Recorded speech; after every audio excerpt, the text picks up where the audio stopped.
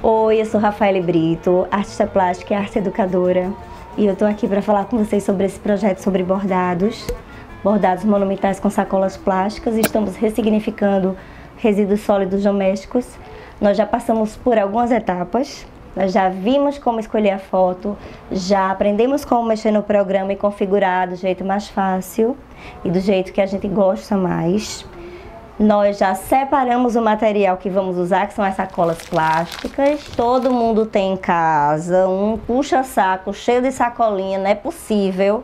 Quem não tem, tem um vizinho, tem uma avó, tem uma mãe, tem uma prima, alguém vai ter sacolinhas plásticas. É muito fácil. E aí também não fique preso a isso. Você pode usar essas sacolinhas plásticas, faz parte do projeto, mas você pode usar o que você tiver em casa. E agora vamos colocar a mão na massa, porque já fizemos todas as partes, já passamos o desenho para cá. O diagrama está aqui como exemplo, a gente pode ficar se guiando por ele. Ou nós podemos fazer um esquema que eu vou ensinar a legendinha.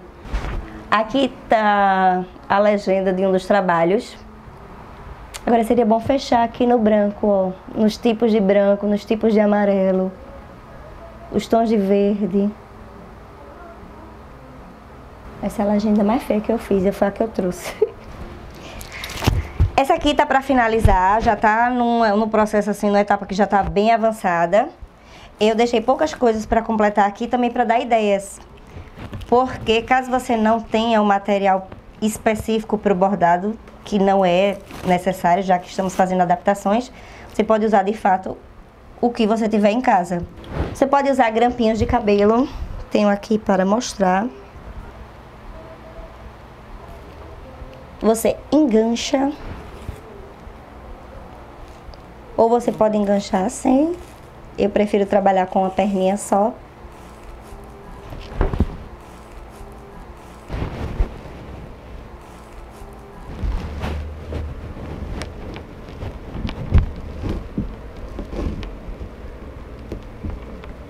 E você também pode usar um palitinho para empurrar, se você não quiser somente puxar.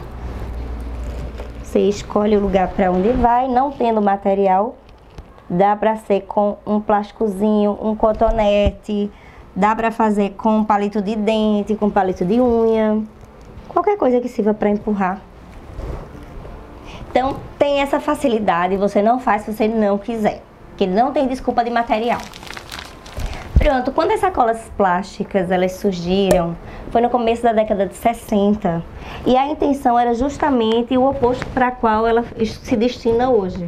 Era salvar o meio ambiente da derrubada de árvores para a produção de sacolas de papel, porque elas eram menos resistentes que as de plástico. E sendo assim, as pessoas não poderiam reutilizar tantas vezes quanto é possível com plástico, que é muito mais duradouro, muito mais resistente. Mas as pessoas exageraram um pouco na mão na hora do uso, porque ela ficou tão barata para produzir, e tão prática, e tão leve, e tão acessível, que as pessoas pararam de pensar na ideia do meio ambiente e apostaram apenas na praticidade, fazendo com que o consumo exagerado fosse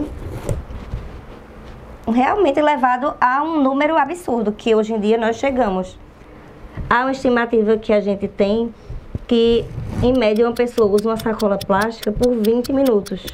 E aí são 20 minutos que você tem acesso para facilitar a sua vida, e anos na natureza, porque não sabemos até então quanto tempo demora a decomposição do plástico, uma vez que as pessoas colocam centenas de anos, mas as sacolas plásticas elas têm ainda décadas de existência, então não é possível calcular com precisão.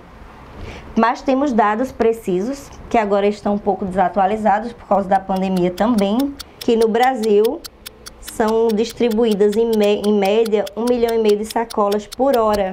E é uma conta que não fecha, porque o Brasil é um dos países, se não o país, que menos recicla plástico no mundo. A gente fica atrás de países como... Esqueci. Como... Tu bota... Então, o que a gente pode fazer melhor é pensar, não no uso consciente, mas no uso responsável. Pensar que aquele plástico, aquele produto, aquilo que a gente está escolhendo consumir naquela determinada hora, aquela porção que a gente escolheu consumir naquela ou precisou, ela pode ser substituída, ela pode ser melhor aproveitada e a embalagem dela igualmente. Como podemos fazer isso? A gente pode, por exemplo, trocar algumas sacolas plásticas pelo uso da ecobag, que é muito simples, muita gente tem em casa e quem não tem pode carregar seu saquinho plástico, que é uma coisa um pouco mais difícil, mas é um sacrifício que ajuda e vale a pena. E toda vez que for fazer as compras, a gente já tem uma sacola para voltar. Ou a gente pode diminuir ou pedir para que as pessoas coloquem menos plástico, porque eu já vi, inclusive, que um dado da fila, das pessoas que vão fazer compras, um dos estresses da fila, é a espera por causa das pessoas que colocam 2, 3 sacolinhas plásticas em cada grupo de produtos que vai empacotar, que vai levar para casa, quando se poderia colocar no ecobag e levar tudo de uma vez. Outra forma, outra coisa que a gente pode fazer é escolher bem os materiais que vamos utilizar.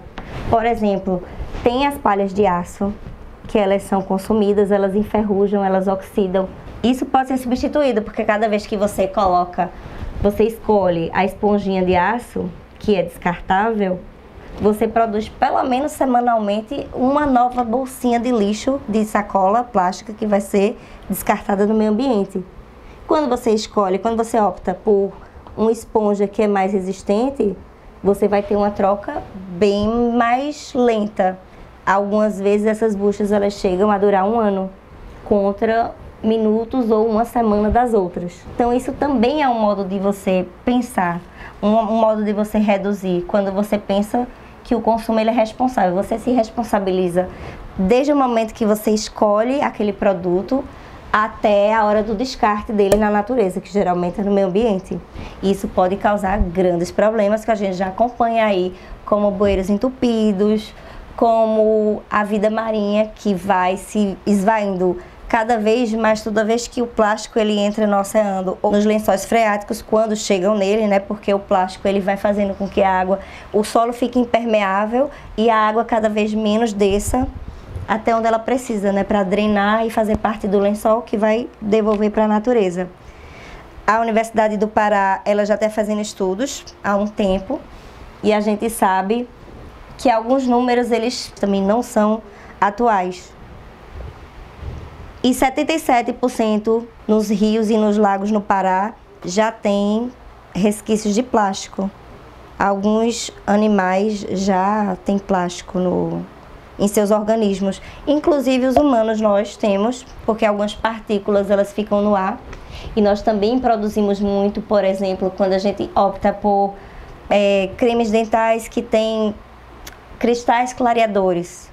Aqueles cristalzinhos azuisinhos que tem na pastinha de dente, aquilo ali é plástico. Quando a gente opta por colocar glitter, purpurina no rosto, aquilo ali é plástico. A gente não imagina, mas os plânctons, eles consomem essas partículazinhas e o plástico ele também se liga de uma forma química com muitos poluentes, partículas de poluição. Eles se ligam mais facilmente, eles fazem uma ligação mais fácil. E aí acaba que os plânctons, eles comem essas micropartículas plásticas, os peixinhos comem os plânctons, os peixes grandes comem os peixinhos e na cadeia alimentar volta pra gente. Então já tem hoje em dia já foi encontrado plástico na placenta humana. A gente tem plástico dentro de nós. Há um estudo que nós ingerimos anualmente, em média, 121 mil partículas de plástico, ou pela respiração ou pela alimentação. Pronto, minha gente. Já estamos com dados preocupantes demais, mas não é o suficiente. Dá uma olhada no que a gente separou. Pela primeira vez, pequenas partículas de plástico foram encontradas em pulmões e em corrente sanguínea de seres humanos. O professor alerta que o plástico está muito presente em nossas vidas. Por isso, a exposição a ele é algo que vamos ter que lidar por anos. Quando a gente for fazer, então, agora aqueles exames de sangue, o médico vai dizer para você, olha, eu quero que você aproveite, né, além de colesterol, etc, etc, que você faça o exame para você saber se você tem no seu sangue a garrafa PET, sacolinha de supermercado ou o danado do isopor. Uma pesquisa científica obteve um resultado inédito e muito preocupante. Pela primeira vez, os pesquisadores conseguiram detectar micropartículas de plástico no sangue de seres humanos. Esse plástico vai se degradando lenta e progressivamente até se transformar em microplástico. O microplástico tem 5 milímetros ou menos de tamanho. E ainda assim ele permanece se degradando na natureza até chegar ao tamanho inacreditável de um nanômetro. Para você ter uma ideia, a espessura de uma folha de papel como essa aqui que eu tenho em mãos é de 100 mil nanômetros. Então, 1 nanômetro é para quase nada. Qual é o problema do plástico nessa resolução? É que ele entra muito facilmente no nosso corpo. Nós já temos pesquisas confirmando a presença de plástico na placenta, nos pulmões. Essa pesquisadora que mostramos há pouco é ligada a um grupo que na USP já detectou e publicou artigo científico em periódico internacional mostrando, ó, tá no pulmão.